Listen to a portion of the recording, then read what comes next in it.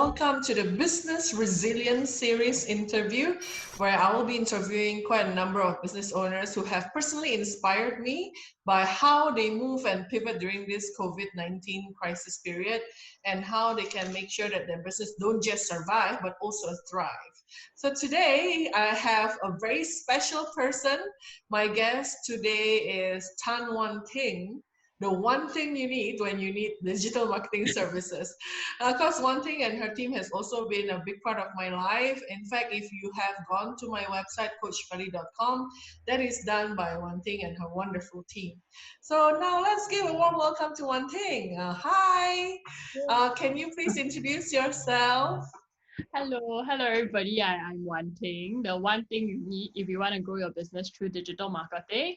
I founded my company with Asia. We are a design and digital marketing. Now this company is like run by my wonderful team. Yeah, so we do different things from website design to digital marketing and even to Facebook content management. Yeah, that's That's me. very good. So how long have you been in business, Wan Ting? You want to share? I started the business maybe 3.5 years ago. For digital marketing, I started like very early. I started doing part time when I was in university. So like that's like okay, I'm going to reveal my age. Yeah, that's like more than 10 years now. Yeah. Wow. So you see, she may look young, well, she is young, but she is very, very experienced. So who are your core target customers? Who are your core customers? People that you can add a lot of value to, people that you love working with? So we don't really have a core, but customers that we work with, the least is they need to have a decent looking website and they want inquiries and sales to their website. You'll be surprised that business owners are like telling me, no, I don't want I just want people to walk into my shop. Yeah, so we don't really have a specific target audience, but clients that we make impact on the most, like through my 3.5 years, ranges from like luxury consumer brands, online e-commerce store for skincare. I mean, even gynae lawyers, and Wow. B2B companies. Yeah. So through this period, we help them to increase their website inquiries. Wonderful. And obviously they will need that right now with the circuit breaker. And of course, with the whole movement restriction affecting a lot of businesses, probably they will need you even more. But what about, since you mentioned businesses who are your clients who seem to be non-essential businesses, how has the COVID-19 pandemic affect your own business? Quite bad. So I think everybody have this like idea that wow, we are doing digital marketing, business must be good because the whole world needs digital marketing now. Yes, everybody needs, but nobody has money. Yeah, so revenue and profits. I mean, a lot of my clients are non-essential, then businesses. Of course, revenue and profits are very much affected. So, Yep. I mean, they will want to reduce their cash flow. They will want to stop some uh, uh, out outflow of cash. Yeah, so business has been quite affected on my end because clients would want to pause their campaigns because they want to tighten up their cash flow. Yeah, Yeah, so I think a lot of the companies serving B2B will also be facing the same challenges. But again, today, why you're featured in the Business Resilience series is that I have personally seen how you pivot very quickly, how you pivoted very quickly. Can you share then both your thought process, what made you want to do this pivot very quickly, and how did you pivot, and how it's working for you so far? okay, so when the crisis hit, I was when my business was affected, I was quite stressed for a while. Then like after a cup of bubble tea, I'm like, okay, we need to get we need to get down to business and start planning. Initially when it first started, it was just a 1 month lockdown. But at that time when I was like looking, reading the news and stuff, I just thought that if like if the lockdown was just 1 month or if the lockdown was like 2 months or 3 months, it wouldn't affect my business that much, because we have reserves. But if it's like more than 3 months or 6 months, or if it drags until end of the year, then it will affect my business. So I don't want to start panicking when when we are in trouble. I want to start making plans when we have the time and resources, and like when you are when you're stressed and in crisis, like you wouldn't be able to execute that well. So for me, Yeah. I didn't want to. I wanted to have a plan B. I even wanted to have a plan C for the company. Yeah, so I wanted to pivot fast because of two reasons. One is I promised my whole team to give them security, business Yeah. security, and a peace of mind. So we have to start planning now so that we will have long-term stability in the company. That's one. Second, it's the pivot items. I mean, like it's not like wow, I suddenly start to sell like food and stuff. These two pivot items have always been at the back of my mind to Mm. diversify for our company, but we always didn't have time to do it. Yeah. So sometimes it's quite funny, right? That during this time when everyone is locked down, in fact, it gives time and some energy to the projects that you've always wanted to do, but you maybe never had time to. So there is definitely opportunity in every crisis. Would you agree? Yeah. And maybe another thing that we want to learn is also what are some of the past mistakes or like your old ways of doing business that you have moved away from and that you have learned from that make you a better entrepreneur today? Maybe a few things. It might be jumbled up. So, but I think the key part is actually my team and Mm, communication with the team. So all along, I don't know, like it has multi layers lah. So it's maybe how I do things and how I am as a person. So for me, I'm someone that I don't really like to trouble other people. Like yeah, even personally, I don't like, hey, can you help me with this? Like it's just very difficult. I don't mind helping people, but it's just very difficult to ask for help. So that is one. So I think how it acts in business is that when I'm stressed and being a leader, I feel like I should be the one solving everybody's problems, not asking for help and not sharing, my vulnerable side. So I think that's the first layer. Then the mm, second layer is maybe uh I've like trust issues. I mean it's like not just for work, it's just generally. I mean I just like doing things myself.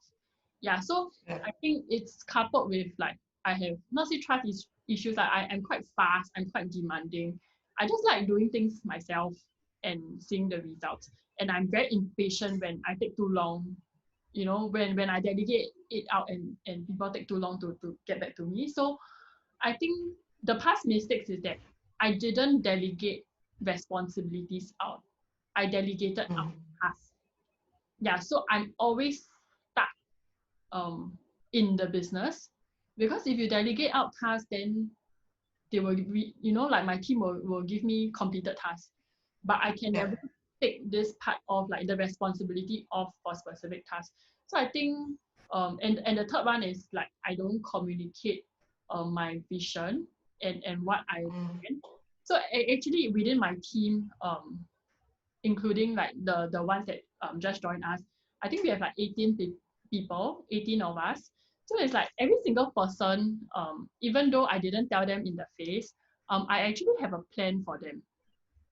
Like which means how I want how I want to grow them in the company in 3 years time, where I see them being, like the whole career plan. I actually have it yeah, all in my head, but I don't communicate it to them. And for of course for the company, I also have a plan, um, how I see the company in 3 and 5 years. So, but I don't communicate this to the team. So all along, I thought that just delegate tasks. I have a plan and I have a plan. I know what I'm doing, but the team doesn't know. So I think those were the few mistakes I wish I would have done better, and this is mm. something that I'm working on. Very, very good. And again, the whole idea about succeeding in business is really not that you have everything, right?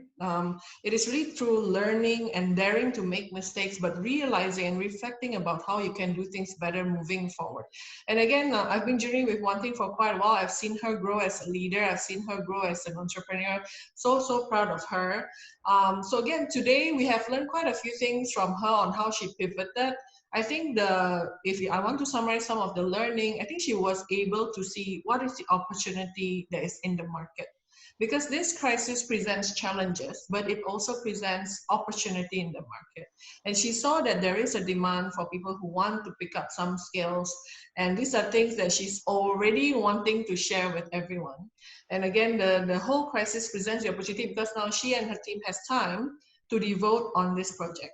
And this is one of the kind of pivot that is very highly recommended, guys. I call it leverage, where you pivot into doing things that you do once and you will make money forever.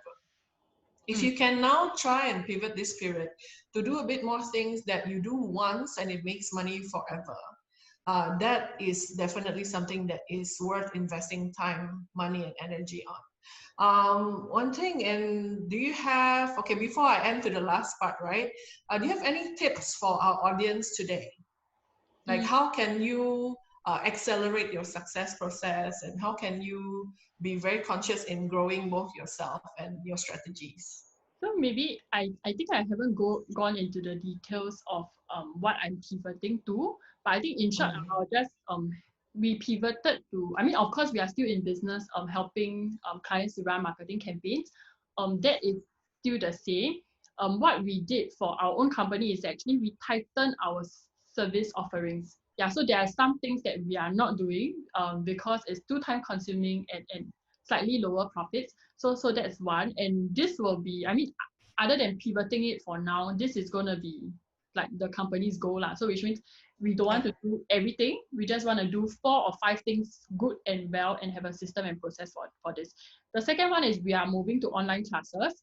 We are going to teach digital marketing online. That's the second portion. Like other than teaching SEM, SEO, basic Photoshop skills, design skills, and even creating a simple website through WordPress. So all this is going to be online. So I think the like what Fel say, I want this business this section of our business to have leverage, because we work hard to create content. We spend a lot of time curating the content. We even have like recorded videos, worksheets to guide people. But once this online courses business is stable and expands, it's actually like you do the work once and people keep paying you for it. Right. Yeah. That's of course the ideal thing. Yeah. Okay, then to end off, so the last few months, whatever has happened, what is something that you find very inspiring for you personally? For me, it's actually 2 parts. I see every crisis as an opportunity. So there are 2 kinds of people adjusting to this crisis. One is maybe they just sit and wait, and maybe they are like once the crisis is over, then I'm gonna go all out. Now I just want to rest. There's nothing wrong with that.